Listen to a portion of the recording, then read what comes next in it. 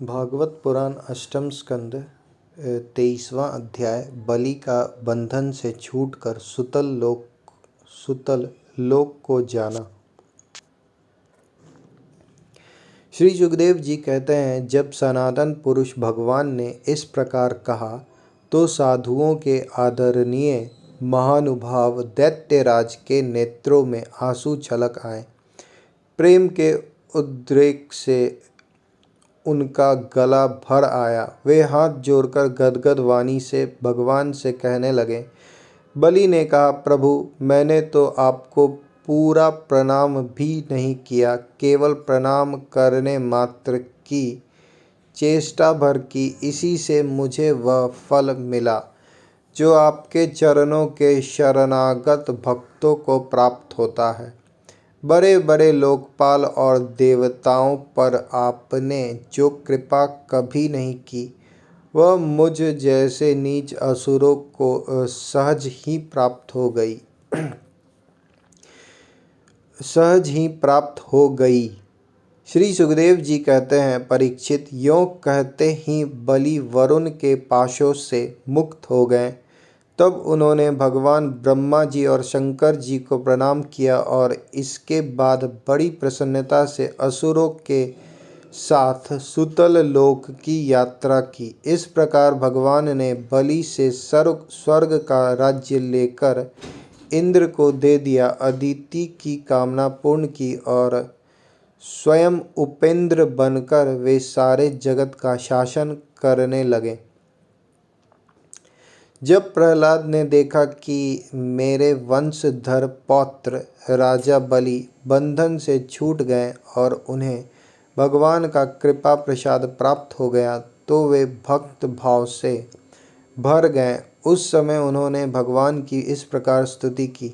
प्रहलाद जी ने कहा, प्रभु, यह कृपा प्रसाद तो कभी ब्रह्मा जी, लक्ष्मी जी और शंकर जी को भी नहीं प्राप्त हुआ, तब दूसरों की बात ही क्या है। अहो, विश्ववंद ब्रह्मा आदि भी उनके चरणों की वंदना करते रहते हैं।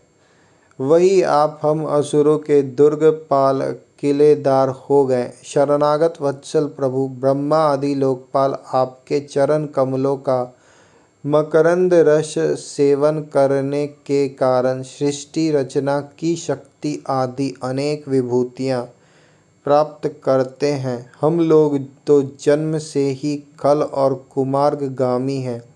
हम पर आपकी ऐसी अनुग्रहपूर्ण दृष्टि कैसे हो गई, जो आप हमारे द्वारपाल ही बन गए। आपने अपनी योग माया से खेल ही खेल में त्रिभुवन की रचना की थी। आप सर्वज्ञ, सर्वात्मा और समदर्शी हैं, फिर भी आपकी लीलाएं बड़ी विलक्षण जान पड़ती है। आपका स्वभाव कल्प वृक्ष के समान है, क्योंकि आप अपने भक्तों से अत्यंत प्रेम करते हैं। इसी से कभी कभी उपासकों के प्रति पक्षपात और विमुखों के प्रति निर्दयता भी आप में देखी जाती है। श्री भगवान ने कहा, बेटा प्रहलाद, तुम्हारा कल्याण हो। अब तुम भी सुतल लोक में जाओ, वहाँ अपने पौत्र बलि के साथ आनंद पूर्वक रहो और जाति बंधुओं को सुखी करो। वहाँ तुम मुझे नित्य ही गदा हाथ में लिए खड़ा देखोगे। मेरे दर्शन के परमानंद में मग्न रहने के कारण तुम्हारे सारे कर्म बंधन नष्ट हो जाएंगे। श्री सुखदेव जी कहते हैं, परीक्षित, समस्त दैत्य सेना के स्वामी विशुद्ध बुद्धि प्रहलाद जी ने जो आज्ञा कहकर हाथ जोड़कर भगवान का आदेश मस्तक पर चढ़ाया, फिर उन्होंने बलि के साथ आदि पुरुष भगवान की परिक्रमा की, उन्हें प्रणाम किया और उनसे अनुमति लेकर सुतल लोक की यात्रा की। परीक्षित, उस समय भगवान श्री हरि ने ब्रह्मवादी ऋत्विजों की सभा में अपने पास ही बैठे हुए शुक्राचार्य जी से कहा, ब्राह्मण, आपका शिष्य यज्ञ कर रहा था, उसमें जो त्रुटि रह गई है उसे आप पूर्ण कर दीजिए, क्योंकि कर्म करने में जो कुछ भूल चूक हो जाती है वह ब्राह्मणों की कृपा दृष्टि से सुधर जाती है।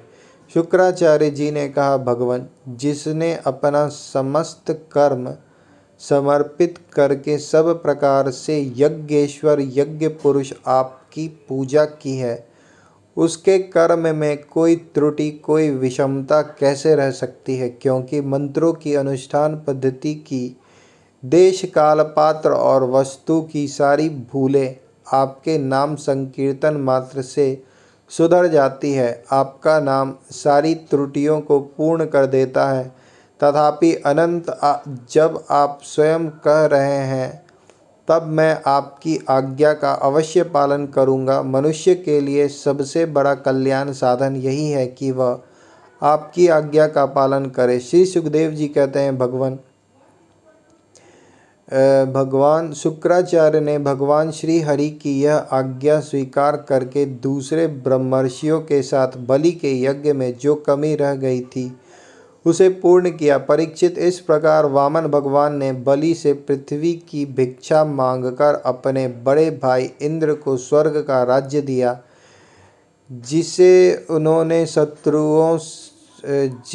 उनके शत्रुओं ने छीन लिया था। इसके बाद प्रजापतियों के स्वामी ब्रह्मा जी ने देवर्षि पितर मनु, दक्ष, भृगु, अंगिरा, सनत कुमार और शंकर जी के साथ कश्यप एवं अदिति की प्रसन्नता के लिए तथा संपूर्ण प्राणियों के अभ्युदय के लिए समस्त लोक और लोकपालों के स्वामी के पद पर वामन भगवान का अभिषेक कर दिया। परीक्षित, वेद, समस्त देवता, धर्म, यश, लक्ष्मी, मंगल, व्रत, स्वर्ग और अपवर्ग सबके रक्षक के रूप में सबके परम कल्याण के लिए सर्वशक्तिमान वामन भगवान को उन्होंने उपेंद्र का पद दिया। उस समय सभी प्राणियों को अत्यंत आनंद हुआ। इसके बाद ब्रह्मा जी की अनुमति से लोकपालों के साथ देवराज इंद्र ने वामन भगवान को सबसे आगे विमान पर बैठाया और अपने साथ स्वर्ग लिवा ले गए। इंद्र को एक तो त्रिभुवन का राज्य मिल गया और दूसरे वामन भगवान के कर कमलों की छत्र छाया। सर्वश्रेष्ठ ऐश्वर्य लक्ष्मी उनकी सेवा करने लगी और वे निर्भय होकर आनंदोत्सव मनाने लगे। ब्रह्मा, शंकर, सनत कुमार, भृगु आदि मुनि, पितर, सारे भूत, सिद्ध और विमानरोही देवगण भगवान के इस परम अद्भुत एवं अत्यंत महान कर्म का गान करते हुए अपने अपने लोकों को चले गए और सबने अदिति की भी बड़ी प्रशंसा की। परीक्षित, तुम्हें मैंने भगवान की यह सब लीला सुनाई, इससे सुनने वालों के सारे पाप छूट जाते हैं। भगवान की लीलाएं अनंत हैं, उनकी महिमा अपार है। जो मनुष्य उसका पार पाना चाहता है वह मानो पृथ्वी की परमाणुओं को गिन डालना चाहता है।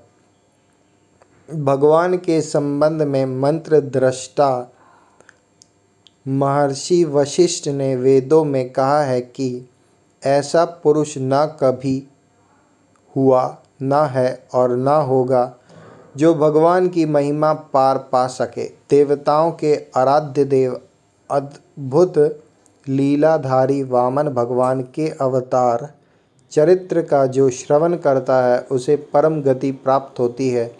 देव यज्ञ, पितृ यज्ञ और मनुष्य यज्ञ किसी भी कर्म का अनुष्ठान करते समय जहाँ जहाँ भगवान की इस लीला का कीर्तन होता है वह कर्म सफलतापूर्वक संपन्न हो जाता है। यह बड़े बड़े महात्माओं का अनुभव है।